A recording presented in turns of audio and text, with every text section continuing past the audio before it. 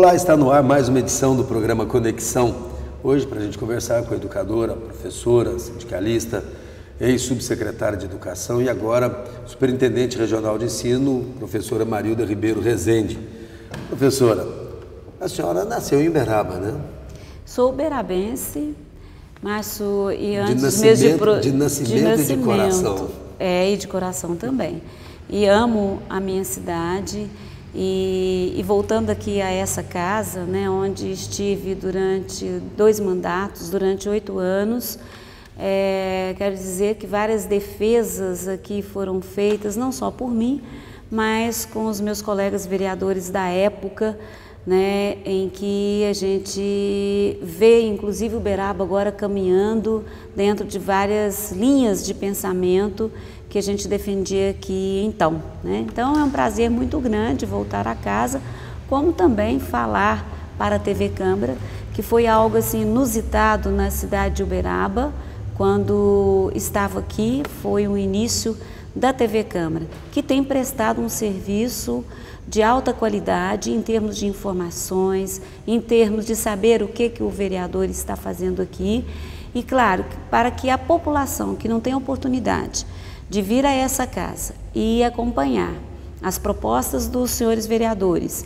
como também os projetos de leis que estão sendo votados e também o posicionamento, né, político daqueles que aqui nos representam, é de altíssima importância o serviço que a TV Câmara presta. Então, já de antemão, quero agradecer essa oportunidade de voltar aqui e falar com o povo de Uberaba. Tá certo. A professora Marilda, vamos falar um pouquinho da infância, como é que foi a sua infância, como é que você, onde você cresceu. Você é originária ali do bairro Mercês também? É isso mesmo, Márcio. Eu sei que você também mora lá desde que nasceu, né? Acredito? Desde que nasceu. Então, ali o Alto das Mercês, conforme é intitulado, a minha infância foi ali, né? Fiz meus estudos no Nosso Senhor das Dores, que na verdade era um anexo do Nosso Senhor das Dores, que era intitulado Externato São José, onde ali eu tive minha primeira formação, né? E como uma das mulheres, das 6 mulheres da minha família, né? Nós somos em 8, 2 homens, tenho um irmão também que é seu xará, Márcio e Marcos, e 6 mulheres, nós somos em 6. E nessa convivência diária com meus pais, que me ensinaram os princípios de vida, né, tanto o meu pai, que eu já não o tenho, mas também a minha mãe, que naquela ânsia de querer deixar alguma coisa para nós, dizia em todo momento que a única herança que eu vou deixar para vocês é realmente o estudo. E eu quero ir à fala dela, e ela ia onde tinha que ir e conversava, se precisasse conversar com o prefeito, presidente da República. A minha mãe foi uma mulher desse nível, pobre, né? Nós vemos de uma família humilde, né? Mas eles, os dois, criaram a gente, né, com respeito ao ser humano, principalmente, nos deram princípios que hoje eu tenho certeza todos os meus irmãos, dentro das relações deles, também preservam e ensinam aos filhos deles. E eu tenho só a agradecer a formação que eu tive, que foi dada pelos meus pais. Meu pai Janô, minha mãe Maria Anita, que hoje tem 90 anos, né, e ainda com a vitalidade imensa, né, com uma memória talvez melhor do que a da gente, né? E sei também, se meu pai estivesse vivo, e acredito muito na vida eterna, né? E acredito que ele está entre a gente, ele se sentiria orgulhoso também de ter a família como hoje eu posso dizer que nós somos, unida, principalmente a principal base é a união. E um dos princípios também que eu aprendi dentro de casa, além da união entre nós, que é o núcleo central, é o partilhar, né? Então, tudo que nós tivemos, se há dificuldades com um de nós, né, a gente compra a briga e está junto e partilha o que a gente tem. Foi o que eu aprendi.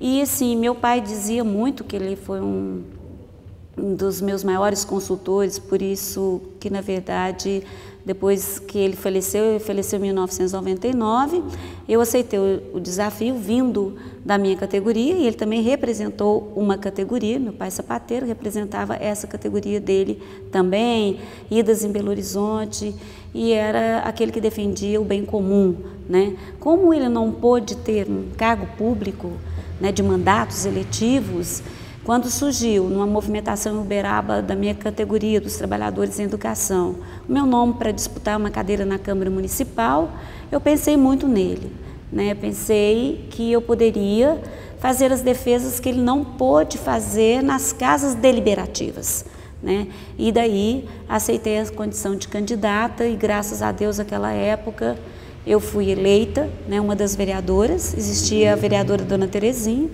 e eu fui eleita para um primeiro mandato, sendo a quarta mais votada naquela época, o que realmente não me envaideceu particularmente, mas demonstrou que é possível, né, alguém ser eleita sem condições financeiras, que eu não tive financiamento, né, de nenhuma empresa, nem da rede privada, mas fui eleita com a crença daqueles que queriam ver e querem ver a política diferente no nosso país e na nossa cidade. Professora, agora quando é que é? Antes dessa atividade política, teve muito tempo de sala de aula também, Ah, né? com certeza. Como é que surgiu essa questão do magistério na vida da Marilda Ribeiro? Então, surgiu por opção, né? Eu fiz magistério e depois uma coisa bem diferente do magistério, né? Eu vim fazer uma escolha pela faculdade que é matemática, né? Me licenciei em matemática, mas assim, já o meu professor de português, né, no magistério, e também foi meu professor no Castelo Branco, eu sou oriunda de escola por ter o maior orgulho de dizer isso, né? O professor Adalberto Amorim, que ele ainda é vivo, ele dizia para mim à época: Marilda, eu não acredito que você vai fazer matemática, porque o seu perfil é de língua portuguesa. Eu encontrei depois que eu tinha passado no vestibular, e ele me disse isso, né? Eu guardo até hoje, porque ele não se conformava, até porque em vários momentos, né, de concursos nacionais eu fui premiada, né? E ele falava: eu vejo seu perfil como uma professora de português, da língua portuguesa. Eu falei: professor, eu venho oriunda de origem humilde, eu preciso pagar minha faculdade, eu tenho que ter um emprego, contas, seria mais ou menos isso. Tenho que estudar à noite, que meu curso era noturno na faculdade, e eu preciso trabalhar. E na minha família já tinha minha irmã mais velha, que é a Marilene, né, que é professora de matemática, já inclusive na universidade, na antiga FISTA, né, e eu vi ali uma possibilidade de abrir caminhos para mim, né, no sentido de me profissionalizar, e depois pensava em outro futuro, me especializar no que ele mesmo colocava, né, e foi com essa intenção. Mas eu acho que Deus mostra pra gente que nem tudo que a gente raciocina e que é lógico acontece, né? Contraria um pouco as regras da matemática, isso daí? Contraria. Então, por quê? Eu vejo assim, por incrível que pareça, quem arrumou meu primeiro emprego com 17 anos de idade foi minha mãe. Porque eu comecei trabalhando no escritório da Drogasil, né? Trabalhei pouco tempo, uns 6 meses, no meu primeiro ano de faculdade. E a minha mãe chegou para mim e disse assim: Marilda, você quer ser professora? Eu falei: eu quero ser professora. Então ela disse assim: então você vai ser professora, né? E ela foi à luta, como era o espírito dela dinâmico. Meu pai era assim, mais de consultor, com todas as informações que ele tinha. Eu desconheço um homem que tinha tanto conhecimento geral como meu pai, de mundo, né, de localização, de geografia, de história. Ele, na verdade, de matemática, fazia os raciocínios lógicos de cabeça, né? E mais assim, ele é par perfeito, que eu imagino, né? Porque ele chegava até ela e ela que agia, né? E ela também muito inteligente e tudo, mas os dois combinavam nesse aspecto. E daí ela falou, não, então eu sei o caminho que eu vou conseguir um emprego para você. Aí ela foi até a Dedê, que era diretora do Nossa Senhora da Badia à época, né, lá na rua Doutor Ludovice, e conversou porque minha mãe tinha uma relação de parentesco com o pai da Dedê, que é o Badio Praz. E daí ela falou, minha filha tá fazendo o primeiro ano de faculdade, ela quer uma oportunidade, né? E à época ainda não tinha concurso, não tinha um concurso, claro que se tivesse, com certeza eu teria prestado, mas era a condição de iniciar alguém que também tivesse confiança que eu poderia produzir ali dentro da escola e fazer um trabalho positivo. E daí eu disse, não, eu vou dar uma oportunidade para ela. E eu comecei minha vida profissional na Escola Nossa Senhora da Badia, onde fiquei, né, ali, nunca saí, virei diretora. E assim, e eu acredito que também, graças a Deus, Deus me colocou na Escola Nossa Senhora da Badia. Porque houve uma junção do que eu acreditava, que os meus pais acreditavam, com o que a Dedê fazia em termos de administração escolar, né? Ela, inclusive, assim, eu posso dizer que o lado meu humano foi satisfeito por conta dos vários palestrantes, né, de perfis técnicos mesmo da época, que é até hoje, que ela trouxe para que a gente formasse, para que formasse o professor ali na própria unidade escolar, né? E o que também fez com que a gente nos relacionasse, não somente no aspecto profissional com o grupo, e assim, agora no Congresso de Educadores, do qual nós estamos promovendo, vou falar, nós estamos, porque eu estive em todo momento do preparatório desse congresso, juntamente com a Silvana, né, ocupando então o cargo de subsecretária de Educação, e nós lutamos para fazer algo diferente nesse congresso que ora está acontecendo. E eu ouvi o professor César Nunes, né, e assim, me encantei porque eu acredito assim, que há educadores do porte do César Nunes que acreditam que a educação é possível no nosso país, como já evoluiu, né, e dizia ele ontem, né, que jamais, que é também meta, né, também minha, né, como vida, que sempre acreditar que é possível fazer melhor.